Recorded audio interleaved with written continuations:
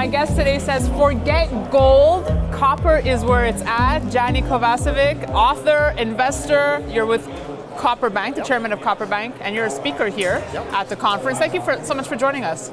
Yeah, the title of my talk was Copper is King. And there's many reasons for that, and I think if we have a couple of 3 minutes, we'll go over some of those topics. So up 22% year to date, but you're saying up 50% if we go back, what, 13 months? Exactly. So copper 13 months ago was trading around $2, $2.10 a pound. Today it's trading at $3.10. So the Financial Times 3 weeks ago wrote a report or a story on palladium, how it's outperformed everything. And I sent my friends there a correlated graph. They're identical. So copper and palladium, of the bigger commodities, traded commodities, have done very well. So what are the fundamental drivers behind copper? If someone asks you, why this upsurge here? The future of energy is going to be electrification. Okay, I think the world is sort of getting that. And if you look at the correlation of oil to copper, 90% of the time over the past 40 years, they're correlated.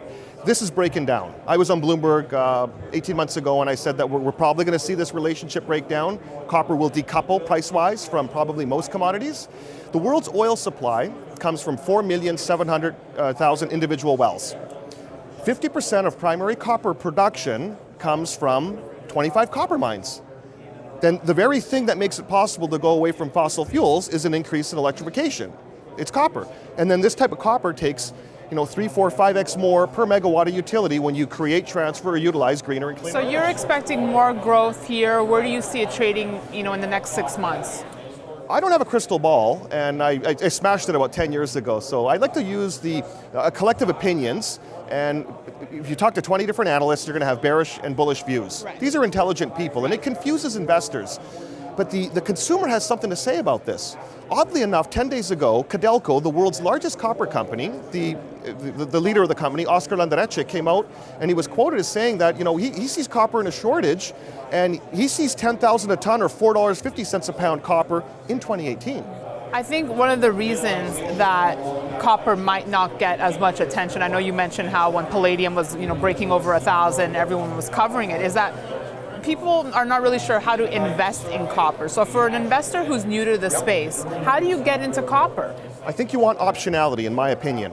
So when copper, the all-time high of copper was about $4.50 a pound on the same time that we had $100 oil.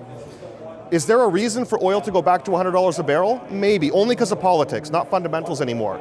Copper, unless we get $3.50, $4 copper, you're not going to have any new meaningful production. So when you look at the buyouts, the torque, the optionality, which I've just suggested, people want to look at junior copper, the buyouts between sort of 2006 and 2012, when copper was averaging about $3.50 a pound, these companies were being bought out for 5, 7, 8, 10 cents an established pound in the ground. So if you look at the juniors now, what are they trading at? There's a lot of optionality and a lot of value proposition. Do you not touch any of the gold miners?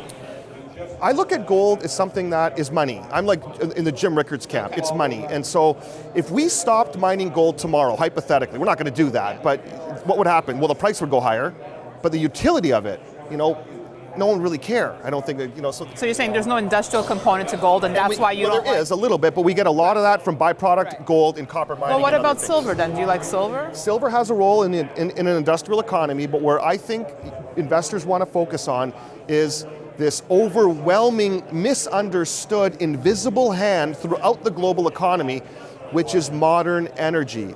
And it's just pervasive from the smallest village in Africa to this very room here in San Francisco. And it takes not 20% more copper.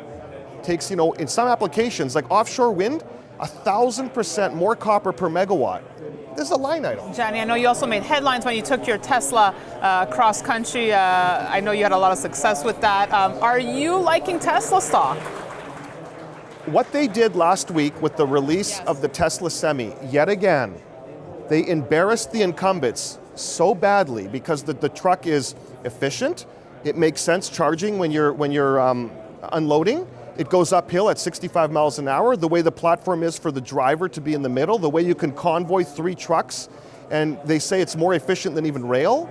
I think the million miles that an electric motor can drive, because these things are very robust, they're almost indestructible, and it's going to put a fire yet again with all the incumbents. So you're bullish Tesla stock? You think it's not an automotive company. This is a global technology energy company. So disruptive, capital D underlined. I like Tesla very much. All right, Gianni, thank you so much for your thoughts today. Thank you. And thanks for watching our coverage. We'll have more for you on Kitco.com. Thanks, Gianni.